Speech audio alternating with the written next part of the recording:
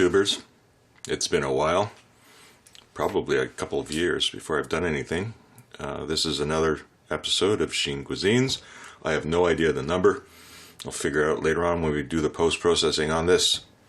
Post-processing will probably take longer than it will to make this meal. We're doing oxtail soup, the way my mother used to make it. It's pretty simple. You don't need a lot of ingredients. Obviously you need some oxtail. Yours may look different. Mine got sliced up kind of thin, but you normally need about 6, maybe 8 pieces, 10 pieces of oxtail, not a lot. You need some really dark soy. Take the reflection off there. None of that wimpy light soy. This is the dark soy. This stuff will kill you probably sooner or later, but nobody wants to live forever. Need something to add some flavor to the broth. So I'm just using an instant beef stock mix. You can use whatever you have on hand. If you have beef broth, use that. Just add more salt later on probably. I only put 2 vegetables in. Carrots, onions, and then we spice it up with a bit of garlic. If you don't like garlic, you can probably leave that out. So anyways, I'm going to start dicing this up, prepping it for you, and I'll come back show you how to cook it. And this is all going to be done inside of an Instant Pot. If you haven't got yourself one of those, get one. Oxtail, notoriously tough meat. That'll take, normally I do this on a stovetop. It's an entire day. Started in the morning. You're lucky if by maybe 5, 6 p.m. at night that it's tender enough you can actually eat it. But in an Instant Pot, it'll be probably 30 minutes in the Instant Pot, and then another 45 minutes as a soup broth, and then it will be fall off the bone. So, anyways, without any further ado, we'll get going with this. This is for Nurse Christine requested this, and it's so that she can make it for the poser. Alright, stay tuned. Of course, no cooking session is complete without our fan base here. So here, they like orange sticks, so Shaggy gets an orange stick. Shelby gets an orange stick. They love the orange sticks. And they always get 2. Shelby always goes away to eat hers in private. Shaggy. Boy. Shelby girl. Come. Come. One more stick. Get a stick. Good girl. Take a nice. Good girl. That's it. Orange sticks. Dog's favorite. And we're back. We've done a bit of magic with a knife, and we've sliced the carrots. You can never have too many carrots. About a 1/4 inch thick. You slice them too small, they'll just melt and disappear. The same goes for the onions. I just cut them into like little wedge-like shapes like this. All right. Too small, they'll disappear. Minced garlic, coarsely chopped. If you don't know how to crush garlic, take a look at the intro to my videos. It'll show you. Just smash it on a big board with a huge cleaver. We're going to need a bit of just general purpose flour just to coat it with later on. And let's move on. So, again, turn it sideways so put the lid on so it doesn't spill everywhere. Dark soy, right? If you can get it. See, it says dark soy. If it says light, throw it away. A splash of soy sauce. Don't worry about putting too much in. Need a spoon. It didn't get out. Get a spoon. These spoons, well, never mind. There's a story behind them, but my friends from Montreal will probably understand. Alright, all you're doing is just coating them very lightly, like that. Okay. You don't need to put anything else in there. You can put a bit of salt and pepper if you want. We're going to salt and pepper this to taste later on. Okay. Do that. Coat it in flour.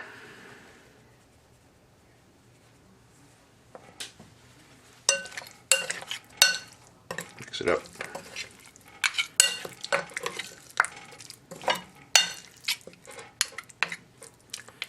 And obviously if you want to use more oxtail you can, but really at the price of oxtail, they should start genetically modifying livestock so they have more than one tail, so we can bring the price down, or they can sell more of them. Alright, so next we throw it in the Instant Pot. We're going to sear it, just brown it for a bit, and then we'll start the magic. We'll come right back.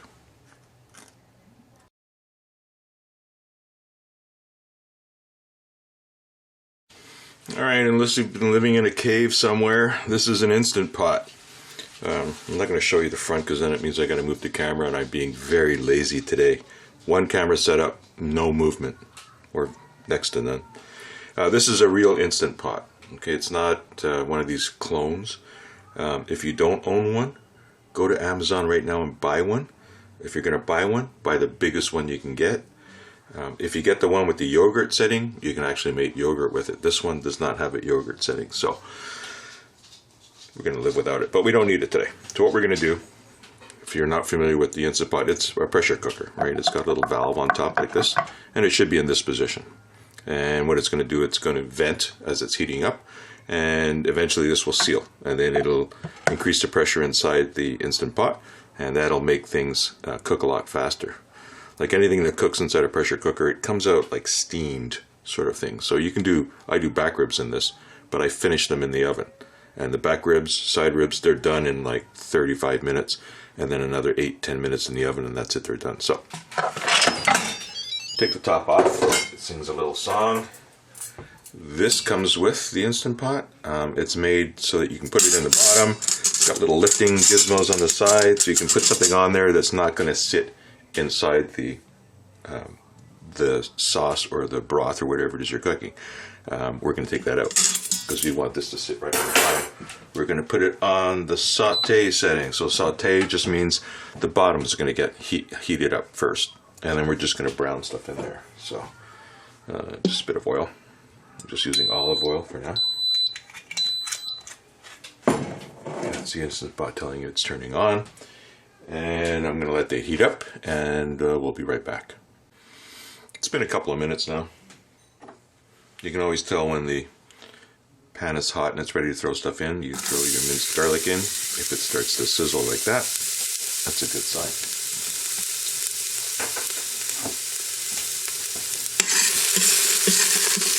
Okay, we're going to drop the oxtail in.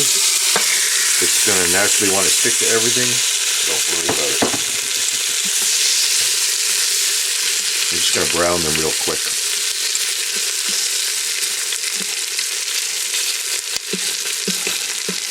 This is where your OCD is going to come in. You're going to try and get everything browned on every single side. It's not worth your time, personally.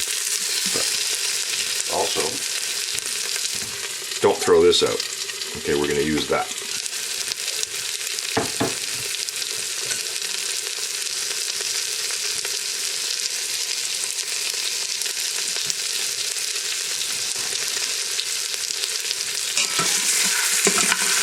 Like I said, everything's going to stick in there. But anyways, you just want to get a good basic browning on the outside of them.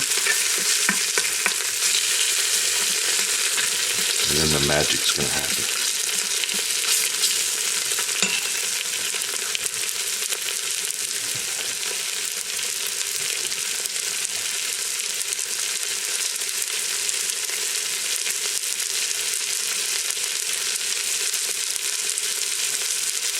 At this point, I'm going to put a bit of salt and pepper in just because it's a habit that we have. Salt and pepper.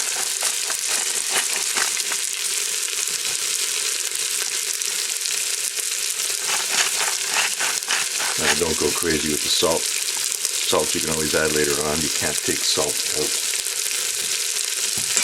You're going to have lots of time to taste test this too to see how it's going.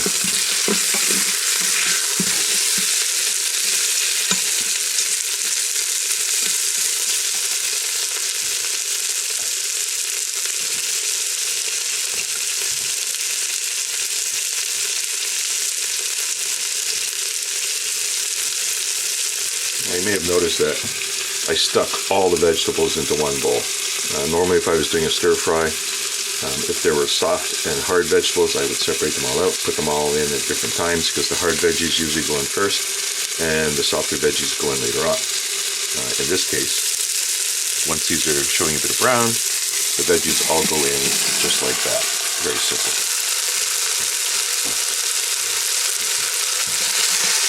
Give it a bit of a toss.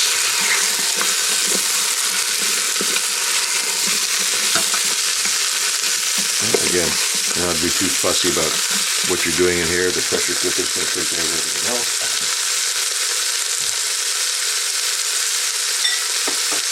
Now we're going to take this magic bowl.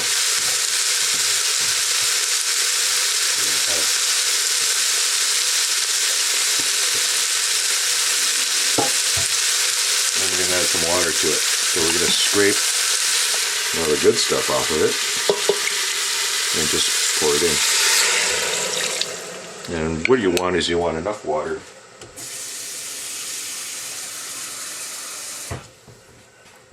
to cover everything. So I should sort of do it there. Alright, so looking good so far. Now we're going to take this instant stock mix that we have here. It just looks like a powder like that. Again, you can put in lots if you want it right now, or you can put in just a couple of teaspoons right for now, heaping teaspoons. It depends on how much liquid you have, right, and how killed your taste buds are. Just like that. Just enough. Give it another stir around.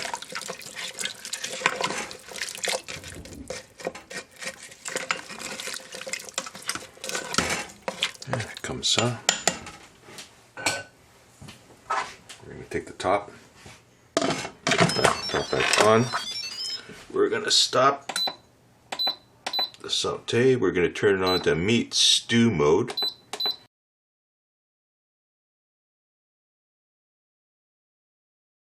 I'm going to set it for 30 minutes and I'll give you a picture of that. And once it's ready to go, it's going to beep. Beep. There you go, it beeps. And the Instant Pot, I'll show you the picture. It has three settings. It has a normal, has a less, and it has more. And that's varying the amount of heat. And I always cook everything on the plus side, on the more, because we all know more is better, right? So let me just take a picture of that for people that don't believe me. And I set it to 30 minutes. And right now it just says on. So what happened, this is the part that people sort of get mixed up with, is that if somebody says it takes you to 10 minutes to cook it in an Instant Pot, it's 10 minutes once it comes up to pressure. Depending on what you put in, if it's frozen, how much liquid there is, how much volume there is, it could take 10-15 minutes to bring it up to temperature. But you'll see it'll come up to temperature. This will start to hiss at you, and then on the front display, once it's correct, reach the right temperature for pressure cooking, the timer will start and it'll do a countdown. So it'll start at 30 and then it'll start dropping down to nothing. With the Instant Pot, once it gets down to 0, it can also sit for a while. And generally you want to do that. They recommend usually most things you're cooking, you'll let it sit for 15 minutes afterwards. So you add that onto your cooking time too. So if it's 10 minutes pressure cooking, it's 10 to heat it up, 10 to pressure cook, and another 10 or 15 to let it cool down. And you can tell how much it's cooling down by.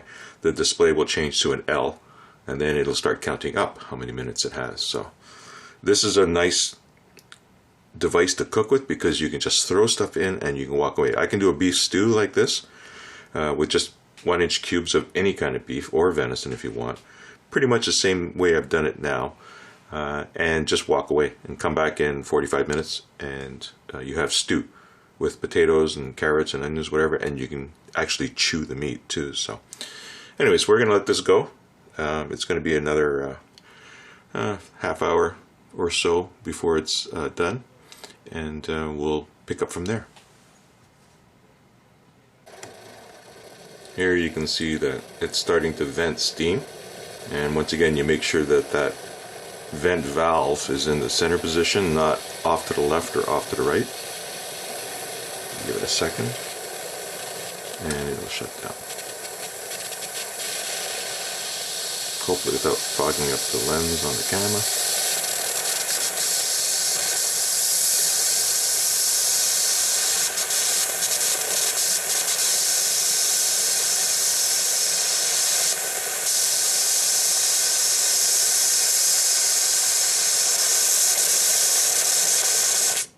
And there it goes, it's shut off. So from this point on, the timer is going to kick in like about a minute, and then it'll start counting down. So that's what you're listening for. If you have it off to the side in the venting position, it'll never stop venting. It'll just keep pushing steam out until you run out of liquid.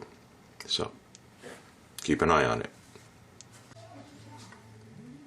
The initial 30 minutes is done, and the countdown timer now has started to go up. Sorry, count up timer.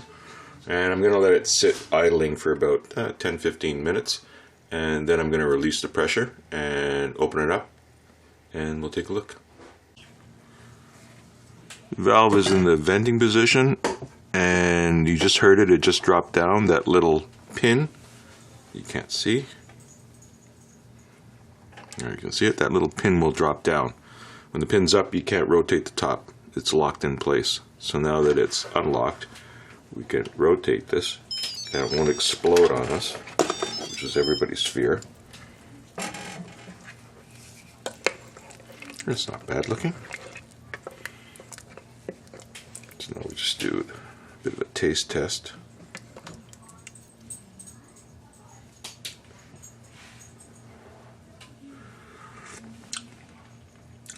And it's pretty much perfect. So what we're going to do is just top this up with a bit more water.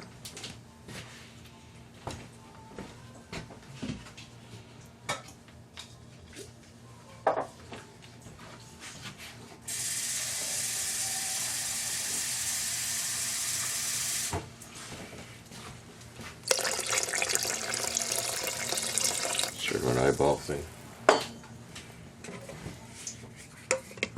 Should have done that before the taste test. We've done one more taste test.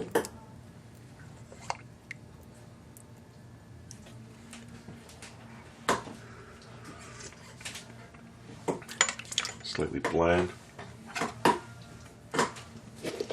Add one more teaspoon of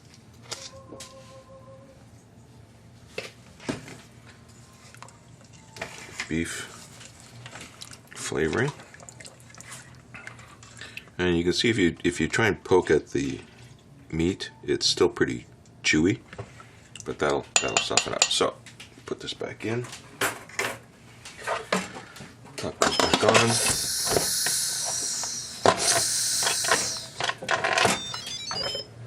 And we're going to put it on the soup broth setting.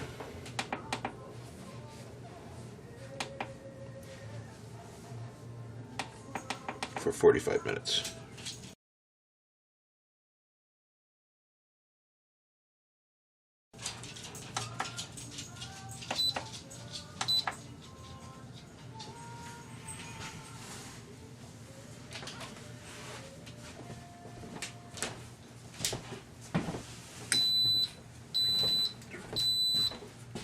And that's it, it just beeped, so it's going to run 45 minutes.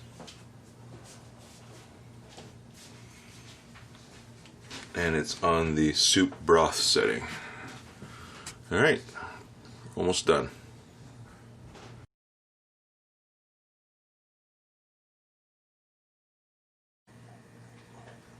It's been over 15 minutes now, so there should be still some pressure in here. Try and deflect it so it doesn't get you. It's not a lot.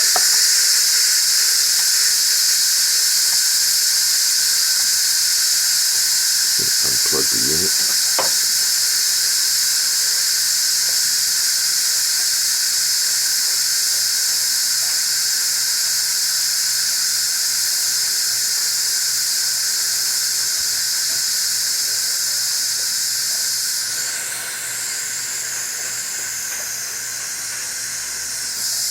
And waiting for that little pin to drop. It's going to be another minute or so.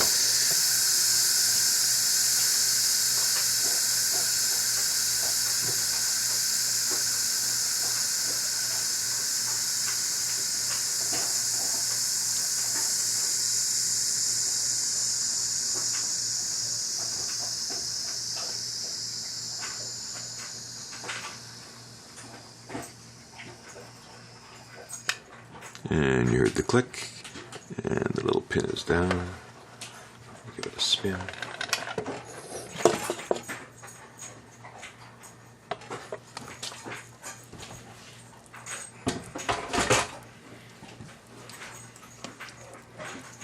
And there you have it.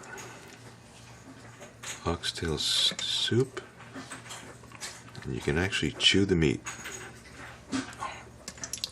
Looks so good. I'll put some in a bowl for you for a final shot. And there you have it, oxtail soup.